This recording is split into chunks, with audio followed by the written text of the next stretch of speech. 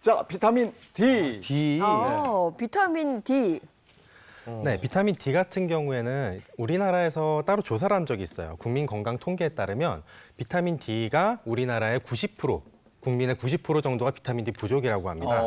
이게 이렇게 될 수밖에 없는 이유가 있는데요. 우리나라 같은 경우에 일단 지정학적으로 그렇게 일조량이 많은 국가가 아니에요. 네. 거기다가 이제 지금 겨울철이기 때문에 일조량이 더 떨어진 상태고요. 그리고 저희는 황인종이지 않습니까? 그리고 황인종이나 흑인 같은 경우에 이제 피부에 멜라닌 색소가 있는데 이게 어떤 햇빛의 그런 자극으로부터 보호해주는 작용도 있지만 반대로 비타민 D 합성 효율을 떨어뜨리는 그런 역할을 또 해요. 예. 그런데다가 우리 요즘에 이제 미용 때문에 또 음. 자외선 차단제 열심히 바르고 외출을 하시기 때문에 여러모로 비타민 D 합성이 많이 효율이 떨어질 수밖에 없다는 운동하실 거죠. 때도 여기 다 싸매고 다닌다. 맞아요.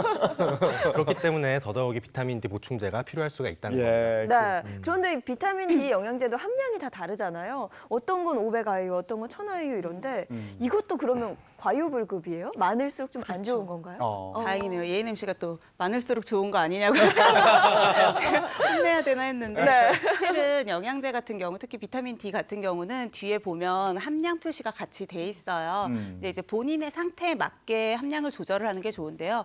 90% 우리나라 국민 같은 경우 90% 이상이 부족하다고 했잖아요. 근데 이게 다 정상치보다 낮은 거고 무조건 비타민 D 결핍증은 아니거든요. 근데 이제 혈중 비타민 D 농도를 재봤을 때 10 나노그램 퍼 밀리리터 이하가 됐을 땐 결핍증이라고 진단을 하는데 이런 경우에는 거의 5,000에서 10,000 인터내셔널 유닛 정도 그러니까 굉장히 고함량이 필요해요. 근데 이런 경우에 이제 영양제로 보충하시면 안 되죠.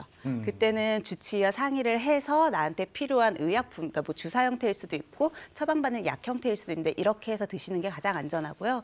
그런데 결핍증까지는 없는 그냥 우리 보통 사람들 같은 경우도 비타민 D가 부족하신 분들이 있으니까 이런 경우에는 이제 일반적으로 800에서 1000 인터내셔널 유닛, 아까 IU라고 했던 그 뒤에 단위가 인터내셔널 유닛인데 이 단위에 맞춰서 이제 복용을 하시면 좋습니다.